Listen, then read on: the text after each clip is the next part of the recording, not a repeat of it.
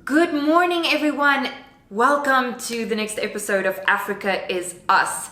A warning, this episode is not for sensitive viewers. It may offend some viewers as it does contain prejudicial information and content. What a week we've had. The very sad passing of a great leader, Kofi Annan. We're waiting for the Constitutional Court judgment on the Zimbabwe elections, and have you heard the mayhem surrounding Adam Castevelos and his racist remarks? Check out this video. Let me give you a weather forecast here. Blue skies, beautiful day, amazing sea, and not one cafe in sight. Wow, what do you think of that? Well, let's get into it. This is the place where we have our honest and open discussions.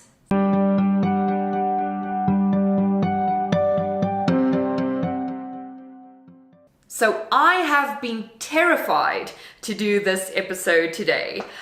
I thought, well, what if I by accident say something that may offend somebody and you guys hate on me? But then I thought to myself, you know what? You're the problem. You, meaning me. Yes, I'm the problem. I'm coming from the viewpoint where I assume that I'm not able to have an open, clear-cut conversation in Africa about the R word, racism, and how we experience that. And taking you through to the episode today, this is going to be a crucial point in what I discuss. I know that we have had many conversations about race in this country and in Africa. I don't want to talk about how racism is wrong and reprehensible and we should have consequences if people are guilty of this kind of behavior and speech. We all know this. If you want to have a complete conversation on this, join any of the news groups online and be sure to post your comments. But today, I want to go deeper. My question today is why? Why? 2 decades after we have created a great democracy, do we still struggle and battle with this term racism, with the very real effects of racism? There obviously needs to be a reason, an underlying cause as to why we are still today seeing so many instances of racist speech, slurs that really equate in some instances to hate speech and inciting violence. And I want to make it clear that I'm speaking from a viewpoint of a citizen of South Africa, a human being, not a black person, white person, colored person, Asian person. I'm speaking from the human point of view. Why do we still see these situations and these episodes happening on a regular basis? Saying things like this, using the K word, and they're not just sending it to your friends and family, but publicly posting it, must send the message that you have some legit strong feelings about what you are saying and that this is truly the way you feel. There's usually a root cause or something that drives you towards acting in this manner. I think this problem comes from a root cause, which I think is communication. Effective, open, freedom of speech communication. I think we have really, as a society, gotten to such a point where we have the two extremes. We have racism, racial slurs and speech on the one side, and absolute silence and non-engagement in the conversation on the other for fear of being branded a racist or saying things that may be perceived as being racist. This is a real issue because it creates this gap in the middle that really makes it difficult, if not impossible, for us to come together as a community of people, as a society of people, and talk about our differences and talk about why we feel the way we feel and what then leads to such a point of frustration, such a point of breeding hate and discrimination that you would take to a public social platform to actually post a video like this. So I'm just going to ask a bunch of questions that really lead into this communication theory I'm presenting today. First of all, is it maybe, just maybe, that we are, as South Africans, as Africans, in our own cultural groups, in our own racial groups, experiencing frustration towards other cultures or other races, but we do not feel the comfort or a safe environment in which to express that objectively, respectfully, and have an open conversation about that? Is it not perhaps that we have become so frightened and so scared as a society to address this really big elephant in the room that we're sweeping it under the rug, we're avoiding all topics of conversation about this? And this is leading us to a point where we're starting to make assumptions about each other. Are we perhaps creating the society that is so fearful of breaching this topic, that is so scared of engaging in respectful and open conversation, that we just keep quiet and let these things fester and fester and fester? And I mean, we all know what happens to a wound when it festers, right? Now, don't misunderstand me. I am not saying, nor am I condoning in any way these kind of racial slurs that we are experiencing and that we have seen. In example, the video that we just saw from Adam Castavelos. I am saying though, that isn't it time that we stop talking in circles about the fact that racism and racist speech is wrong, that there should be consequences? We've breached that now. We've spoken about that. We all know, understand, and believe that it is wrong and it shouldn't happen.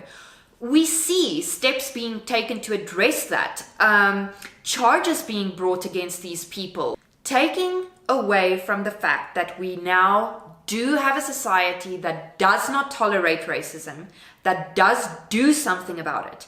Isn't it time for us to dig a little bit deeper and to ask, why does this still happen? Because if we don't get to the root of the problem, are we ever going to solve it? We need to understand where the illness breeds from. What breeds this festering hatred in people that they would think it okay to go onto a social media platform and spew these types of racial slurs? Again, I think it's because we cannot communicate with each other. There is no safe environment for us where we can come together and say, you know what? I'm different from you. You're different from me. I have different views from you, and you have different views from me. I don't agree with your politics, and you may not agree with my politics. I don't understand many of your cultural practices, and you don't understand many of my cultural practices. How can we come together and sit down as friends, as fellow citizens, as fellow human beings and individuals, all working together to build a great country, and say, wow, these are the issues. Let's put it there out on the table without judgment, without prejudice, without throwing all sorts of names at each other. In my opinion, I think this is because people are keeping quiet instead of addressing a problem head on when it occurs and talking it through. I mean, it's like going to marriage counseling for one session, walking out of the therapy session and going, oh, awesome, everything is solved. We haven't spoken about anything that really bothers us. We haven't really delved deep into the issues, into the core of what is causing this disruption in our marriage. We haven't communicated with each other, but we expect to have a marriage that works, that lasts, that's loving and sustainable. How can you do that? We need to own up to the fact that racism in this country and in Africa will not disappear, will not dissipate until we can breed a society that can come together as a whole and be free to speak to one another, to exchange life lessons, to ask questions, to be curious, and to address things that bother us. Because if we don't do that, this wound is going to keep on festering. When was the last time you actually sat down with a person from a different race, somebody that has a different religion than you, somebody that has significant cultural differences from you, somebody that has different political views from you, and honestly and openly just had a clean conversation, asked questions, told them about things that bother you and how you perceive certain things, and asked them, is this the way to perceive it? Am I judging this situation correctly? Am I seeing it in the right light? I don't know about you, but I really have to think about that from my side. Because again, we're told, right, it's never a good idea to be in a social environment and speak about racism, politics, and religion. We don't take time to understand each other. We don't take time to appreciate each other and each other's cultures and religions and differences. We don't take time to engage and immerse ourselves in other cultures. We just assume. We don't speak about these things because we assume we're going to offend. We don't speak about these things because we assume we may get in trouble. We don't speak about these things because we assume it's going to create conflict. And then when we do, and we have an honest, open conversation, and we have the opportunity to understand both points of view, where both sides are coming from, we're able to join together in the end and say, wow, you know what? We can actually come up with a solution to this. We can actually really address this.